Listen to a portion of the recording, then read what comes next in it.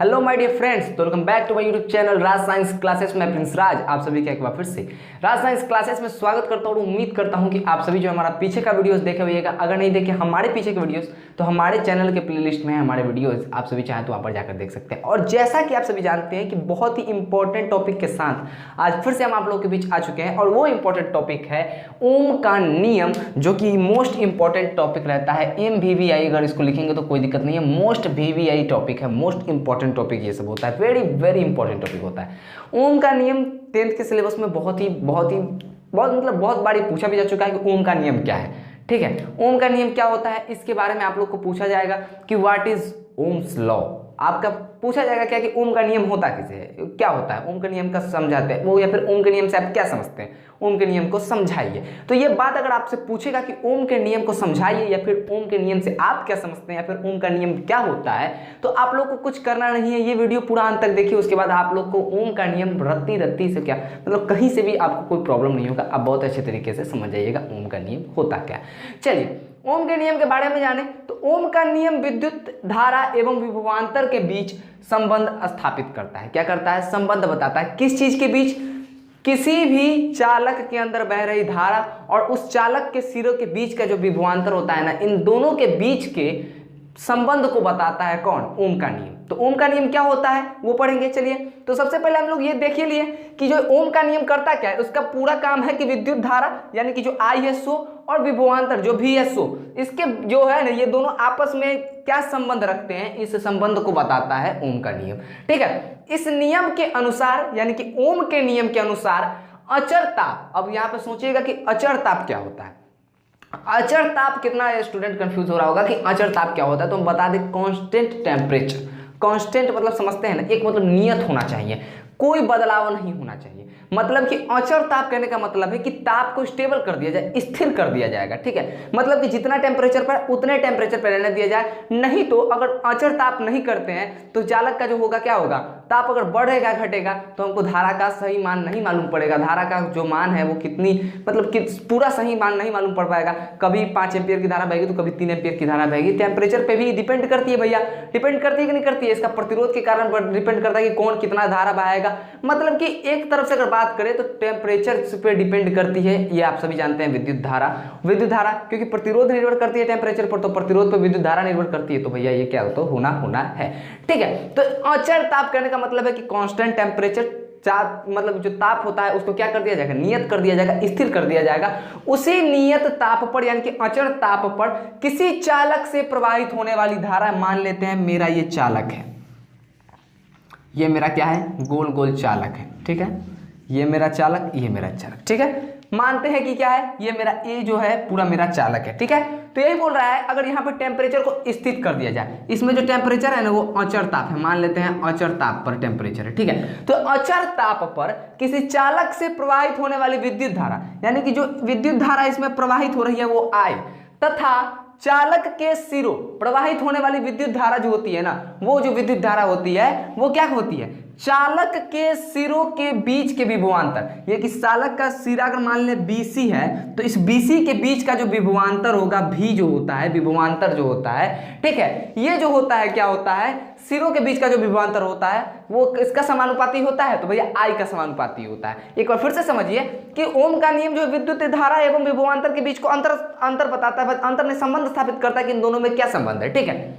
और इस नियम के अनुसार यानी कि ओम के नियम के अनुसार अगर ताप को अगर आप मतलब कांस्टेंट कर देते हैं, अगर ताप को आप अचर कर देते हैं, नियत कर देते हैं, अचर ताप की बात करिएगा आप, तो किसी चालक से प्रवाहित होने वाली जो विद्युत धारा जो I होती है वो किसके समानुपाती होती है भैया, वो किसी भी चालक के विद्युत धारा जो होती है, जो किसी भी चालक का अगर उस चालक से धारा प्रवाहित हो रही है, उस चालक में धारा I है, और उसमें लिखिए लेते हैं। चलिए, यदि चालक से प्रवाहित धारा I हो तथा चालक के सिरों का बीच का विभवांतर, चालक के सिरों के बीच का विभवांतर भी हो, तो लिख सकते हैं हम यहाँ पे ओम के नियम से, ओम साहब जो ने नियम दिया था उन्हीं के नियम के अनुसार, ओम के नियम से या फिर ओम के नियमानुसार क्या हो जाएगा, भी जो समानुपाती होता है किसके समानुपाती होता है, भी समानुपाती हो जाएगा आई के। ठीक है, भी समानुपाती हो जाएगा आई के।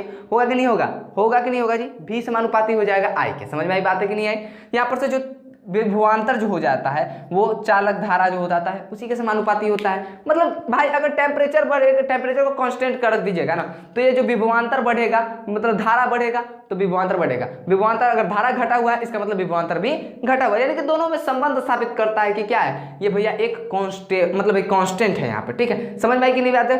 अब आप सभी जानते हैं कि अगर एक घटता है, एक कांस्टेंट भाई अचर ताप है, यहाँ पे लिख सकते हैं बगल में अचर ताप पर। ठीक है, लिख देना बेस्ट होगा, अचर ताप पर।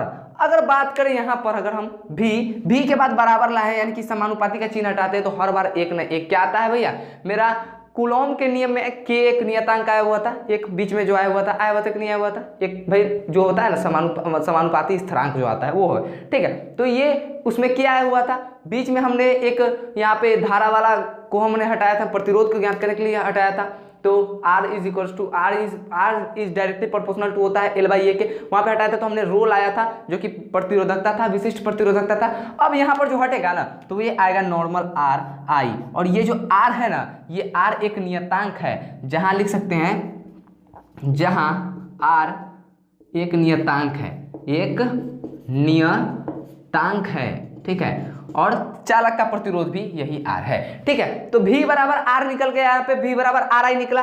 ठीक है कि नहीं निकला, जहां R जहां पे क्या है भैया, जहां पे जो R है आपका वो क्या है, जहां पे ये जो R आप देख पा रहे हैं ये एक नियतांक है जो चालक का प्रतिरोध भी है। ये हो गया कि नहीं हो गया, ये चालक का प्रतिरोध भी हो जाता है। ठीक है, इससे एक फॉर्मूला आप निकाल सकते हो कि प्रतिरोध बराबर होता है V/I, होता है कि नहीं होता है, प्रतिरोध बराबर V/I होता है कि नहीं होता है जी। ये फॉर्मूला निकला कि नहीं निकला मेरा। ठीक है, तो ये निकला कि नहीं निकला, यहां से ये जो हो गया आपका ओम का नियम हो गया। अगर इतना आप लिख देते हैं तो आपका जो क्वेश्चन पूछता है उसका सारा का सारा आंसर यहाँ पे हो जाता है। आप लोग इसका स्क्रीनशॉट लीजिए, फिर यहाँ पर जो अचर ताप उपयोग किया गया है वो हम आपको स्पष्ट रूप से बताएंगे। ठीक है, चलिए तो चलिए जैसा कि आप सभी देख सकते हैं क्या कि हमारे व्हाइट बोर्ड पे, हमारे पीछे जो है हमारे पीछे के व्हाइट बोर्ड पे लिखा जा चुका है क्या कि जो ओम के नियम में हम उस वक्त से आप लोगों के बीच चिल्ला चिल्ला कर बोल रहे थे, अपना गर्दन को फाड़ फाड़ कर बोल रहे थे क्या कि भैया ताप को अचर रखा जाता है, लेकिन ताप को अचर क्यों रखा जाता है ये हमने नहीं बताया है। ठीक है, तो अब हम बताएंगे कि ताप को अचर क्यों रखा जाता है, क्योंकि ओम का नियम तो बहुत अच्छे तरीके से आप लोग समझ लिए, उससे एक फार्मूला भी बन गया हुआ है भैया, V बराबर IR बन चुका है, उससे आप फार्मूला निकाल सकते हैं V बराबर IR तो R बराबर V/I। ठीक है, उसी प्रकार I बराबर V/R, इस टाइप का फार्मूला आप निकाल सकते हैं। आप लोग नॉर्मल स्टूडेंट तो है नहीं भाई, 10th के स्टूडेंट है आप लोग में भाई दिव्य शक्तियां हैं। ठीक है, जो आप लोग समझ सकते हो, समझ में आई कि नहीं आई बातें। चलिए तो अब हम जानेंगे कि ताप को कांस्टेंट क्यों रखा गया था ओम के नियम में। चलिए देखते हैं क्या इसका क्वेश्चन है कि ओम के नियम में ताप को अचर रखा जाता है, क्यों रखा गया था भैया। तो सबसे पहली बात कि जो ताप अगर नहीं रखिएगा, धारा का जो मान होता है ना, जो विद्युत धारा प्रवाहित होती है वो ताप पर निर्भर करती है, चालक के ताप पर निर्भर करती है कि चालक का ताप क्या है। चालक का ताप अगर बढ़ता घटता रहता है तो क्या होता है, धारा का मान भी बदलता रहता है, एक जैसा नहीं रहता। ऐसा नहीं है कि अगर उसका टेम्परेचर अगर आप मतलब कि अगर रखे हुए हैं उसका अगर टेम्परेचर, उसको किसी चालक का टेम्परेचर अगर मान लेते हैं कितना है कि भाई 173 केल्विन मान लेते हैं, 273 केल्विन मान लेते हैं, इतना के आसपास में कोई भी टेम्परेचर को ले लेते हैं और फिर आप उस टेम्परेचर से थोड़ा सा ऊपर चले जाइए, एक पॉइंट ऊपर या फिर एक पॉइंट नीचे चले जाइए तो धारा का मान बदलेगा नहीं। जैसे जैसे आप टेम्परेचर का मान बदलिएगा वैसे वैसे धारा का मान बदलेगा।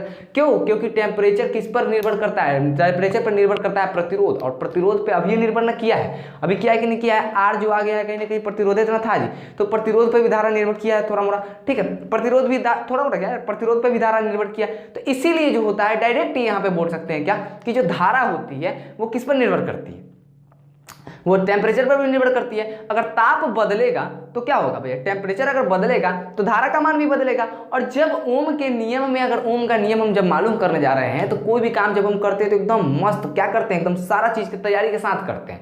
अब जाएंगे ओम के नियम को साबित करने, अब मालूम पड़ेगा कौन चीज कि टेम्परेचर मतलब टेम्परेचर घट बढ़ रहा है जिसके कारण मेरा धारा का मान भी घट बढ़ रहा है, धारा का मान हमको सही नहीं आ रहा है, तो ओम का नियम कहाँ से सत्यापन हो पाएगा, नहीं ना हो पाएगा जी। तो इसीलिए ओम के नियम को सत्यापन करने के लिए धारा का एक मान होना जरूरी था, अचर ताप होना जरूरी था। और एक मान धारा का कब होगा, जब ताप आपका कांस्टेंट होगा, अचर होगा, ताप बदलेगा नहीं। तो इसीलिए जो क्या हुआ था कि ताप को अचर रखा गया था। देखिए अब किताब की भाषा, चालक का प्रतिरोध ताप के परिवर्तन से बदलता है। अगर ताप में परिवर्तन होगा तो चालक का प्रतिरोध भी क्या होगा भैया, प्रतिरोध भी बदलता है।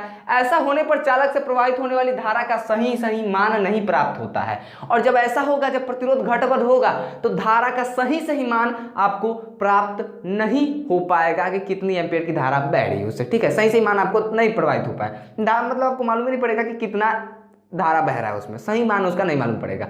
इसलिए ओम के नियम में ताप को अचर रखा जाता है। इसलिए जो है टेम्परेचर को ओम के नियम में ताप को अचर रख दिया जाता है। इसलिए क्योंकि अगर आप टेम्परेचर को अगर अचर नहीं रखिएगा तो धारा का मान बदलता रहेगा, क्योंकि प्रतिरोध निर्भर करता है इस पर, जिसके कारण आपको जो हो जाएगा धारा का मान सही प्राप्त नहीं होगा, जिसके कारण ओम के सत्यापन में कठिनाइयां आ सकती हैं। ठीक है, तो कैसा लगा वीडियो आप लोग कमेंट कीजिएगा। आप लोग जितना से ज़्यादा शेयर करते तो शेयर कीजिए।